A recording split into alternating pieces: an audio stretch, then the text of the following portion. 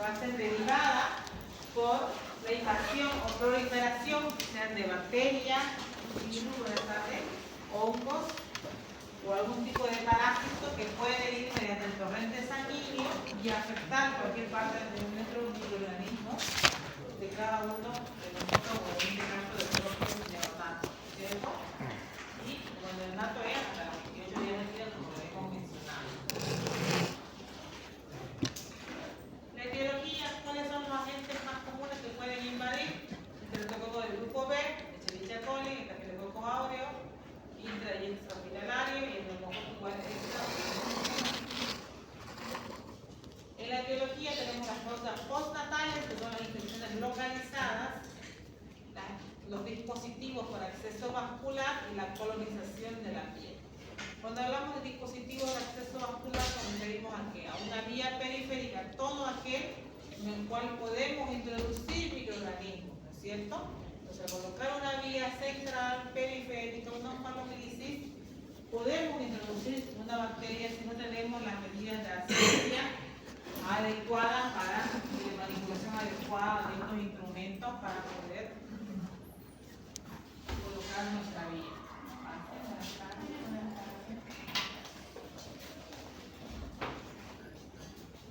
Colonización de la piel, esto es ¿por qué? Porque muchas mamás, como son recién nacidos, no los quieren bañar y deben bañar a todos los recién nacidos. ¿Por qué? Porque por el sudor, el calor, ¿no es cierto? Entendemos, ¿no es cierto? Si no nos bañamos nosotros mismos, ¿qué pasa? Vamos a formar, ¿no es cierto?, tejidos muertos y algún tipo de bacteria va a proliferar y van a hacer abscesos, microabscesos, en este caso en los recién nacidos, y estos abscesos que tienen pus y la pus causa la infección de una bacteria, ¿no? Entonces, de la misma forma. Tenemos dentro de la etiología las causas prenatales y las causas intrauterinas. Cuando hablamos de las prenatales, quiere decir durante la gestación, como la infección de la vía urinaria materna, que es lo más común en el último trimestre, ¿qué va a pasar? Si la mamá no cura esto, dijimos que por forma ascendente va a ir las bacterias hacia el bebé, ¿no? Vaginosis bacteriana, esto es lo que viene a ser el vulvovaginitis en las embarazadas. Si no se hace tratamiento con óvulos, con antibióticos, también por forma ascendente va a subir hacia el feto, en este caso porque sigue dentro del útero de la madre. Causas intrauterinas, poliomelitis, que es el líquido caliente, ruptura prematura de membranas, más o menos de 18 horas. ¿Qué quiere decir? El bebé está dentro del útero, ¿no es cierto? Y con su niño nadando y el bebé. Si ya rompe la bolsa y no dilata, no entra el trabajo del parto, al estar roto y salir el líquido como un pipí, ¿no es cierto?, como un orín, ya queda un hueco donde pueden subir las bacterias oportunistas y causar daño al bebé. ¿Ya? Estos son otros de los. Acá, la clasificación de la sepsis, vamos a hacerla de acuerdo a lo que viene a ser según su evolución y según su tiempo de aparición. Cuando hablamos de acuerdo a la evolución, vamos a ver que no solo es sepsis, hay diferentes terminologías de la sepsis. Sospecha de sepsis, de infección, sepsis probable, sepsis confirmada y la sepsis clínica. Más adelante vamos a hablar de qué consiste cada una de ellas. Cada una de ellas tiene una característica que la diferencia una de la otra. Entonces, no todas son sepsis, diferentes tipos de sepsis ustedes también, ¿ya? Ya vamos a ver por qué.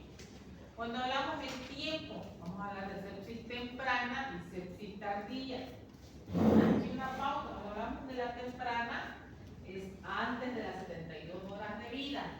Cuando hablamos de la sepsis tardía, esta aparece después de las 72 horas de vida. Hablemos de los factores de riesgo. Cuando hablamos de los factores de riesgo, uno de ellos es la prematuridad. Buenas tardes. ¿Cuánto es prematuro?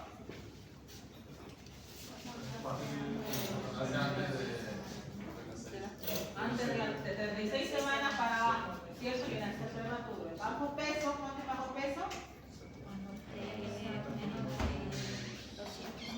Los 2.500 gramos, 2 kilos y medio. Entonces, el parto domiciliario es otro factor de riesgo. ¿Por qué? Porque cortan con dilación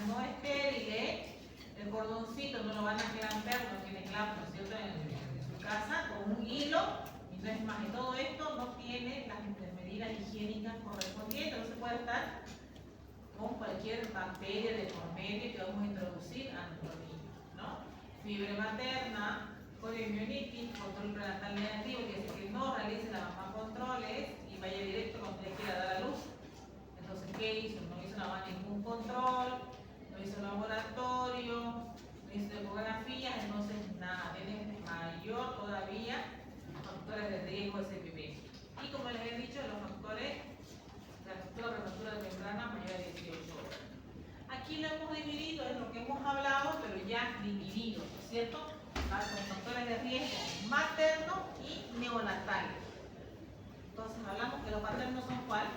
Ruptura prematura de membranas de más de 18 horas, coriomionitis, líquido amniótico fétido, fiebre materna, más de 38 grados, ictus no tratada, trabajo de parto prematuro, taquicardia fetal inexplicable, sin controles prenatales y parto séptico. Entonces, estos son los factores maternos que van a llevar a desencadenar una sepsis en el recién nacido.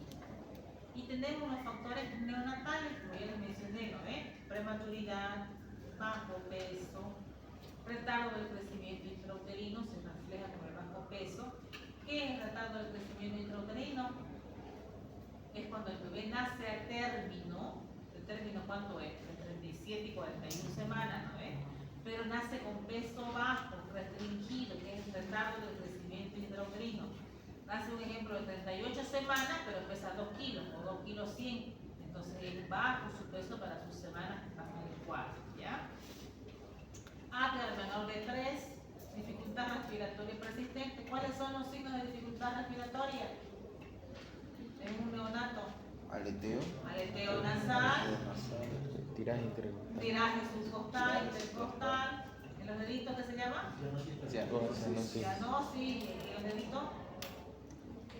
¿Qué se dice? Llenado capilar o basal. Aumentado, disminuido, lento, rápido. Lento. La saturación baja, ¿no ves? Estos son los signos de dificultad respiratoria, signos y síntomas. Maniobras de reanimación. Cuando hacemos maniobras de reanimación, también podemos meter, ¿no es cierto?, algún tipo de bacteria mediante la intubación.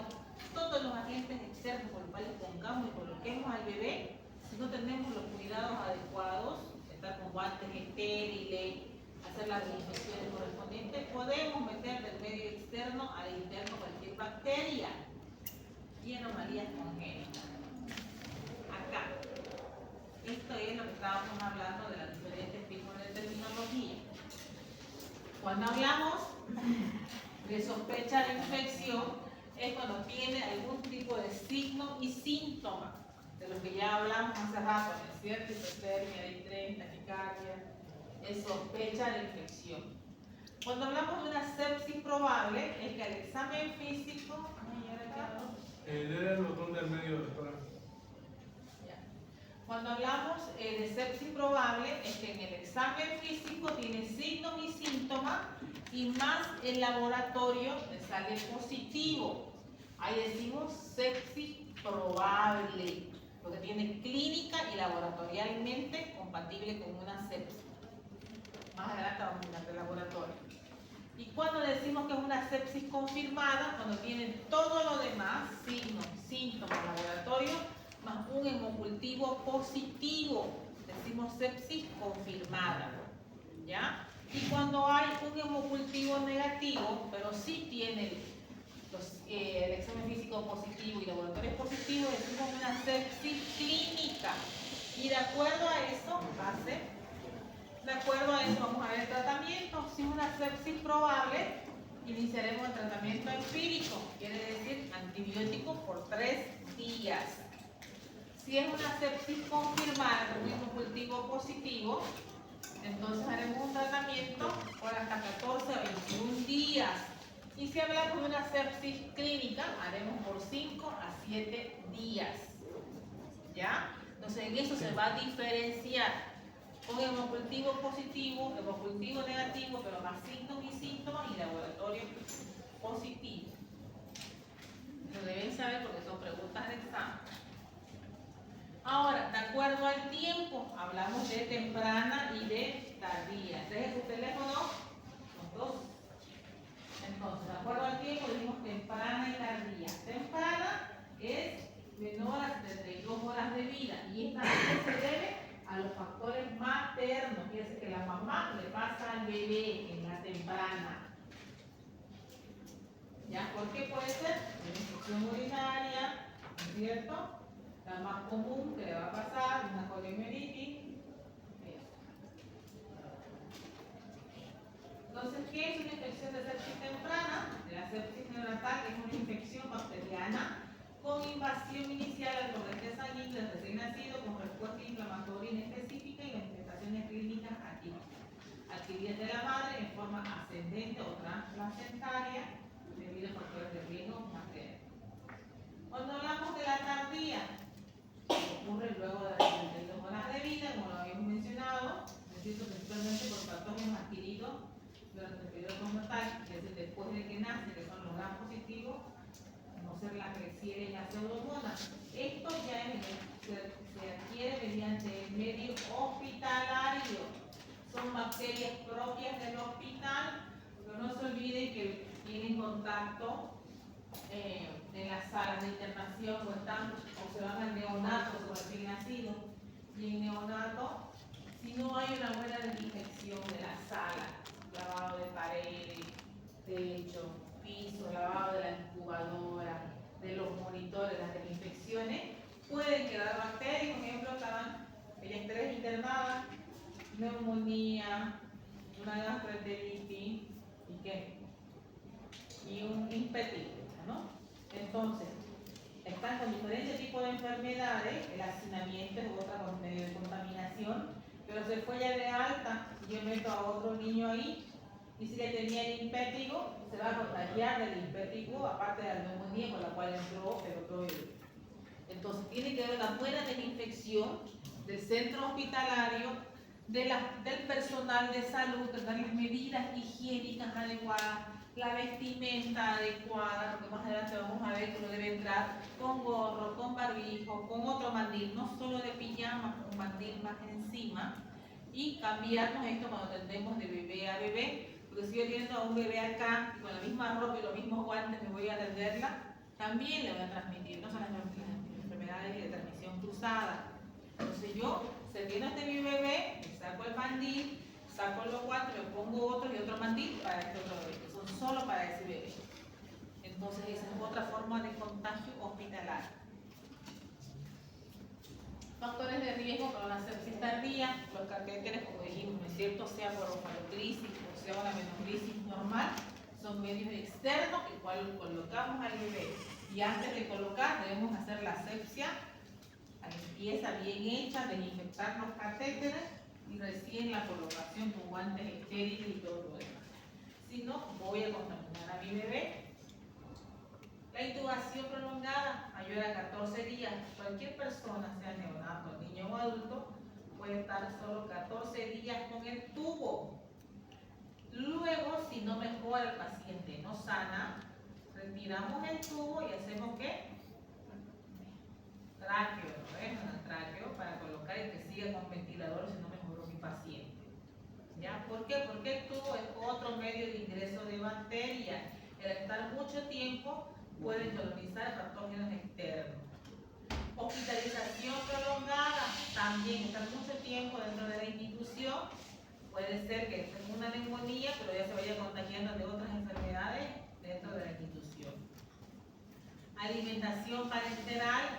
¿En qué consiste la alimentación parenteral? La alimentación parenteral es en aquellos neonatos, cualquier neonato, cualquier recién nacido, solo puede estar 5 días sin tomar leche, estando con una vía periférica, obviamente, ¿ves? Internado, el paciente internado. Un paciente internado, un neonato, solo puede estar 5 días recibiendo solo suero y nada por vía oral. Luego del 5.º día ya hay un déficit calórico proteico, entonces necesita recibir alimentación, pero por su enfermedad no lo permite. Hacemos una parenteral La parenteral es una alimentación que hay unas bolsas como tipo de suero más o menos, que son estériles, ¿no? Como las bolsas colectoras de orina de adultos. Así más o menos, tengan idea. En esas bolsas estériles, yo entro al quirófano, pero son alimentaciones para recién nacidos, entro con esa bolsa, con líquidos, con albuminas, con nutrientes, con glucosas, todo, hago un preparado de todo lo que mi bebé necesita por el déficit que tiene. Y esa será como su leche, se podría decir entre comillas, para que no sufra desnutrición o algún tipo de déficit, algún tipo de proteína o de nutriente en mi bebé, ya que no puede tomar leche que vaya directo al estomaguito, le colocamos por vía periférica mediante un suerito esa alimentación. Esa se prepara en quirófano, con todas las medidas, porque no puede ingresar ninguna bacteria si yo no me lavé las manos, si no me puse guantes estériles. Todo tiene que ser aséptico, como cuando uno opera, de la misma forma, porque se hace dentro del quirófano, pero en vez de que haya un paciente dentro de la mesa de cirugía, está mi bolsa donde yo preparo mi alimento para mi recién nacido. Esa es la alimentación parenteral, ¿ya? Aminoácidos, lípidos, todo eso tiene, pero todo es, cada bebé tiene diferentes requerimientos. Y eso cómo lo voy a saber mediante su laboratorio. Le hago mis 3 bebés que necesitan parenteral y yo veo, cada uno tiene un diferente déficit. A uno le pondré más aminoácidos, a otro más lípidos, a otro más glucosa. Lo que le haga falta yo voy a formular específicamente para cada bebé y eso lo voy a preparar en quirófano. Y eso le van a pasar en una bolsa mediante una vía periférica. ¿Ya? Eso es parenteral para que ustedes tengan conocimiento. Infecciones cruzadas, ya le dije, el no lavado de manos o en mala forma, uso indiscriminado de antibióticos y el hacinamiento. Los bebés no pueden estar como ustedes están medio hacinados, no es muy pegadito. Tiene que haber cierta distancia entre uno y otro bebé, tanto de largo como de ancho, ¿no es cierto? Eso. ¿No? ¿Por qué? Porque puede estar con una enfermedad de con otro y ya está cerca y se puede contagiar fácilmente.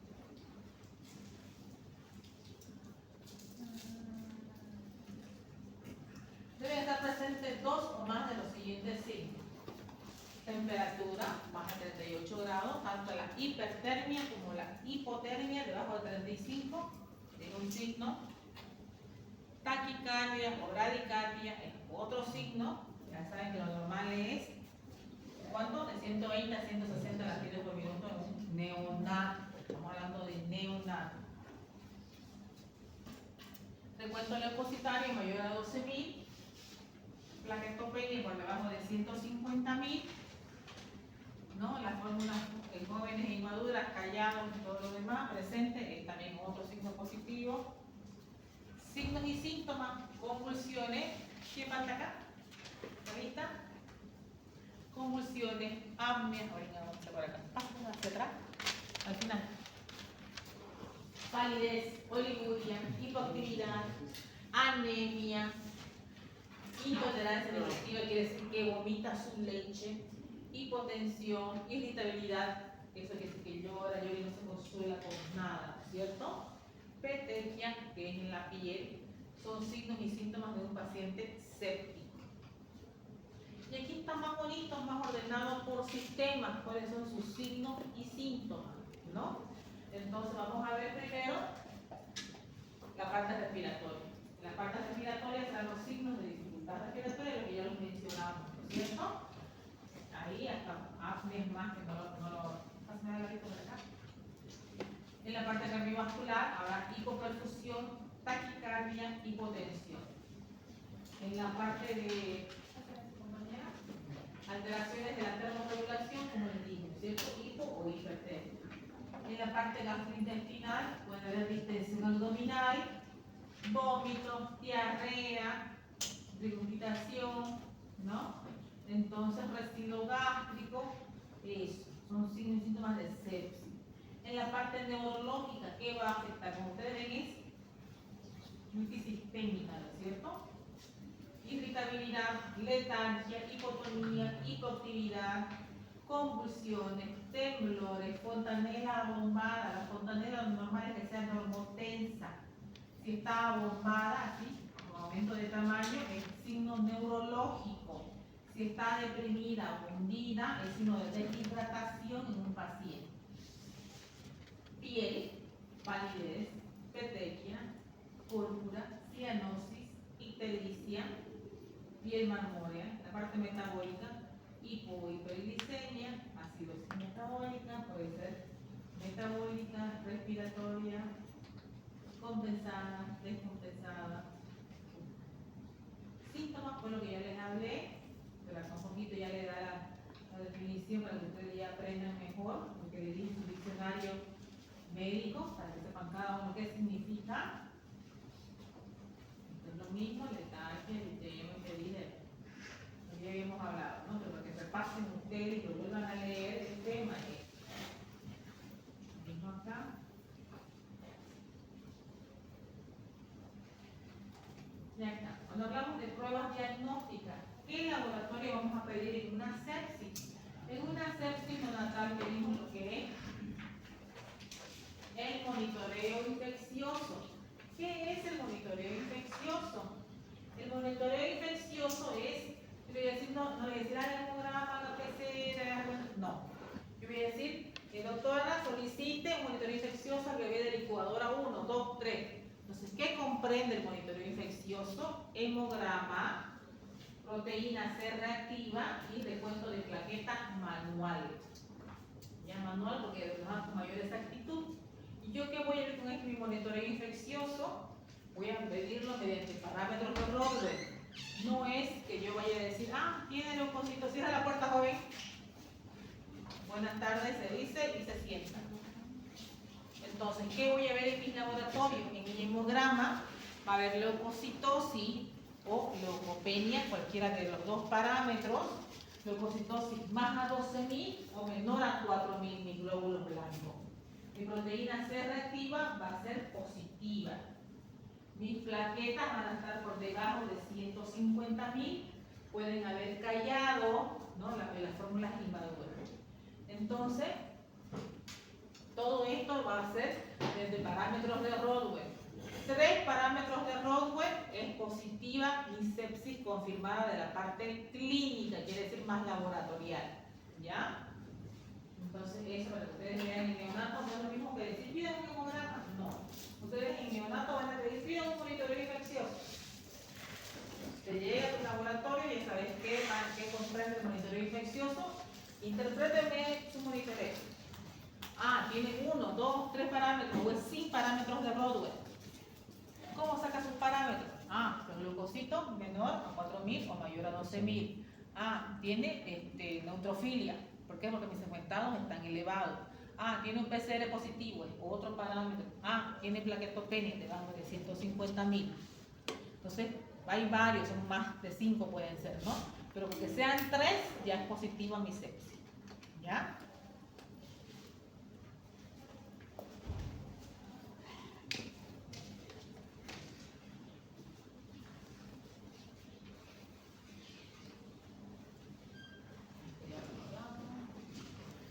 Otra cosa, en todo paciente que ya entra con una, así sea con sospecha de sepsis o de infección, aparte de mi monitoreo infeccioso, yo debo pedir más mi hemocultivo.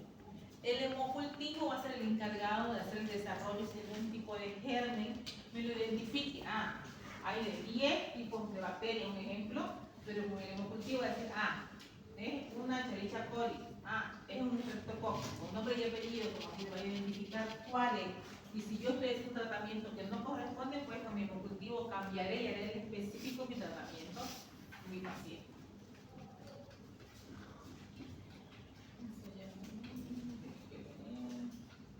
La gasometría, en todo paciente que tenga signos de dificultad respiratoria, yo debo pedir mi gasometría.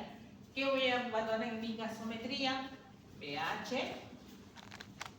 PO2, PCO2 y bicarbonato. ¿No? Con esto voy a ver si hay un disturbio, voy a ver si hay una acidosis metabólica, una alcalosis respiratoria, ¿no? Acidosis sea respiratoria o sea metabólica. Si está compensada o descompensada. ¿Con qué yo veo si está compensada o descompensada? Con el bicarbonato. Tratamiento. El tratamiento en neonato yo hago con mis antibióticos básicos que yo tengo para la mayoría de las patologías. Son los mismos esquemas de tratamiento. Pero vamos a ver que se ven por esquema. Primero hacemos la evaluación inicial, luego vemos el uso de los antibióticos que ya les voy a mencionar después. Hacemos el soporte respiratorio. ¿Cómo lo hacemos el soporte respiratorio? Mediante una bigotera. Esta manguerita que ustedes ven acá, ¿no es cierto? Tiene puntas nasales, también se llama. Acá que son siliconadas, flexibles para que no lastimen al bebé. Esto hago mi aporte de oxígeno de esta forma. Tengo esta que es la primera opción. Si no mejora mi saturación con esa, tengo mi CPAP, que es un método de oxigenación con más alta frecuencia. Después tengo mi blender y del blender la intubación. ¿Ya? Son mis pasos a seguir para mejorar mi dificultad respiratoria del bebé, obviamente más mis antibióticos, ¿no? No solo es el aporte de oxígeno, es más la resolución del problema. Luego, obviamente, tendré mi nutrición e hidratación mediante soluciones, ¿no es cierto? Ya les mencioné. Y el monitoreo continuo de signos vitales, cardíaca, respiratoria, ¿no? Saturación, yo debo ver todo el tiempo. Y el tratamiento antibiótico, ¿en qué consiste? Como le dije, en esquemas de antibióticos. ¿Es que yo debo aprendérmelo de memoria? Sí, debo aprendérmelo de memoria. Debo saber la dosis de antibiótico en una sepsis, debo saber. Entonces, ¿cuál es el primer esquema? El primer esquema es ampicilina, gentamicina. Ampicilina, la dosis de 50 a 100 miligramos kilogramos peso, gentamicina de 4 a 5 miligramos kilogramos peso. Primer esquema. Segundo esquema, ampicilina más amicacina. Esa combinación de ambos. ¿Ya? Ese es el segundo esquema. La amicacina, la dosis kilopeso de 15 a 18. Tercer esquema, cefotaxima más amicacina. La cefotaxima de 25 a 50 miligramos kilogramos peso. Y cuarto esquema, ceftriaxona. Una vez más, no se duerma. Primer esquema, ampigenta. Segundo, ampiamica. Tercero, cefoamica. Y cuarto, ceftriaxona. Son notas las diapositivas, ¿no ves? Son cositas que yo les voy a hablar. Entonces, esos son los esquemas. ¿Cómo voy a utilizar los esquemas? Siempre yo voy a empezar por mi primer esquema en mi tratamiento con mi bebé, por ampigenta. Le voy a dar como un máximo de 72 horas para que vaya mejorando clínicamente mi paciente, y si no, roto de antibióticos. La rotación de antibióticos es a un segundo esquema, porque voy a ver que desmejoría clínica, va a seguir habiendo fiebre con mi niño, no va a haber tolerancia gástrica, no veo desmejoría clínica. Le pido otro monitoreo y voy a ver que en vez de tener un parámetro va a tener 3 parámetros. Digo, no está bien, roto un segundo esquema, ampliamente. Veo si mi paciente no responde a mi segundo esquema, le doy unas 48 horas, roto un tercero, y un cuarto. Pero todo va a depender de la clínica de mi paciente. No, y acabé el tema, estás llegando. Entonces todo va a depender de la clínica de mi paciente. No quiere decir que yo de una siempre comience por el primer esquema. Más del 90% sí me gusta por un primer esquema. Pero si mi paciente directo está para una terapia intensiva, yo comenzaré mínimamente por un segundo o tercer esquema. Ya no voy a comenzar por un primero.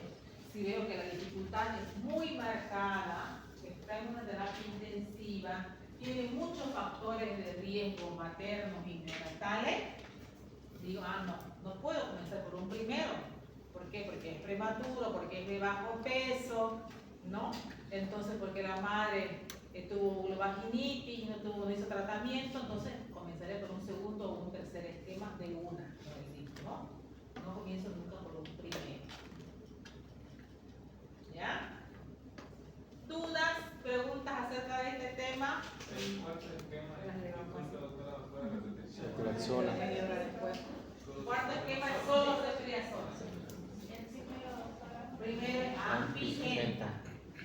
Segundo, amplia mica. Tercero, cefamica. Y cuarto, solo ceftriaxona. Doctora, entonces el único que cambiaría si es arriba de 2 kilogramos es la cefaloxima, ¿no? Los otros es lo Hay mismo. otros parámetros, ajá. Hay otros, o sea, ustedes aprenden bien como que este de acá. ¿Ya? ¿Por qué? Porque hay el neonato, como le dije, todo se maneja con protocolo. Todo ya está estandarizado. Como cuando ustedes tienen que reparar que una bomba de gasolina, debo esto, que los pitones, los pintos, primero cada uno de ellos. Lo mismo con el tratamiento y el manejo del bebé. De acuerdo a la patología, digo, debo pedir estos laboratorios, de acuerdo si es un prematuro, es un bajo peso, o tiene una patología más de base, pues haré este tratamiento. Si no, hago este tratamiento. Entonces lo mismo es acá. Si es una neumonía, será este tipo de tratamiento. Si es un salam, será este tratamiento. Todo viene por protocolo. ¿Ya? Y de acuerdo a los medicamentos, también. Si es prematuro, utilizo yo dosis más bajas. Pero ya ahí tengo, aparte del protocolo, en neonato, tengo el Neofax. Que el Neofax es otro librito que es como un diccionario, para que ustedes me entiendan. Pero en vez de tener palabras, ahí va a tener los medicamentos, todos los antibióticos. El Neofax tiene eso, todos los antibióticos en forma alfabética que yo voy a utilizar solo en neonato, no es para pediatría. Y de acuerdo a eso, y hice un ejemplo, ampicilina. Si es prematuro, menor a 36 semanas, utilizar un ejemplo, una dosis a 80. Si es a término, utilizar a 50-100. Si la gentamicina, si es prematuro, menor a 36 semanas, en vez de utilizar cada 12 horas, perdón, cada 24 horas, utilizar cada 36 horas. Si es prematuro. Y si es a término, cada 24. Entonces, todo está escrito en neonato. Es buscar, entender y saber cómo voy a actuar. Ya, pero que tengan una idea más o menos cómo es el manejo en neonatología. Y este esquema, doctora, colocamos, si no funciona AMPI congenta, pasamos al otro Roto, esquema. pero antes de rotar, como dije, tiene que haber por qué. ¿No están hablando en silencio? Antes de rotar, yo debo ver que haya desmejoría clínica. No, yo no roto por rotar. Tiene que haber desmejoría clínica y pido mis laboratorios un nuevo monitoreo y de ahí roto. ¿Ya? Ya, doctora. ¿Qué más? Doctora, ¿en qué caso digo que no hay que empezar directamente con el primer esquema y hay que empezar En directo con caso de el pacientes muy graves, pacientes muy graves que tengan una terapia y que tengan muchos factores de riesgo más asociados y sea de terapia, pacientes de terapia intensiva, mayormente yo pienso por un segundo o un tercer esquema. Si es una neumonía, ¿no?, que no es muy agresiva, que no está para tubo, no tiene muchos factores de riesgo y nada, podemos comenzar por un primero tranquilamente. Una madre que hizo sus controles prenatales, que tuvo infección pero se hizo tratamiento completo, entonces ahí yo valoro los casos diferentes, cada uno diferente al otro. ¿Hay algún caso, doctora, donde el paciente directamente se tenga que empezar el tratamiento con la ceftriaxona? Puede haber, muy raro, pero puede haber un ejemplo, te doy una patología. En el salam, ¿qué es el salam? Que ya lo vamos a ver en la próxima clase, síndrome de aspiración de líquido meconiano. O sea, ya no es una simple neumonía por un pulmón húmedo, ya es otros agentes más que entraron mediante las heces que aspiró, que tragó el bebé, y que algunos tragan más que otros, porque otros pueden tragar, se le hace un lavadito gástrico y resuelve solo. Otros afectan más la parte intestinal, ¿no?, donde yo veo muchas desmejorías, hago mi radiografía de abdomen y veo mis asas muy dilatadas, mis intestinos muy dilatadas, que están le pongo yo una sonda, a todo mi paciente internado le pongo una sonda orogástrica y veo que el débito sale heces vivitas, pues, ¿no?, verde. Entonces sale verde, botan verde todo lo que tienen acá en el estómago. Entonces lo veo muy comprometido en mi paciente y digo no. De una comienzo por un cuarto esquema. Todo va a depender de tu clínica, de tu paciente. Que vos empezás por un segundo, un tercero o un cuarto. Todo depende de tu paciente. Cómo esté. Cuando se va valorando y decís, por este, por el otro. Pero obviamente con criterio médico, porque vos ya sabés la patología, sabés su sintomatología y ya tenés que saber qué paso vas a seguir. No es un salán sí o sí por un tercero, no. Pero es un salán que no es muy agresivo, puedo comenzar con un segundo. Pero vos estás perdido. No sé de qué estamos hablando. También hablé sobre un estudio que se tiene que es el hemograma. Ese es el monitoreo infeccioso. Ustedes no van a decir, sí, un hemograma. Y neonato, todos estamos hablando de neonato. En ese monitoreo infeccioso, entonces ahí uno ve hemograma y toda la fórmula leucocitaria. Claro, ve el hemograma completo, ve tu proteína C reactiva y ves tu recuento manual de plaquetas, porque en el hemograma sale, pero ese es por Pulter, por máquina. El manual es más exacto. Entonces, eso te comprende tu monitoreo infeccioso. Y luego, ¿cómo valorás? Mediante un parámetro de Rodwell. Ya les dije que se miden en parámetros de Rodwell, ¿no ves? ¿Alguna otra duda más?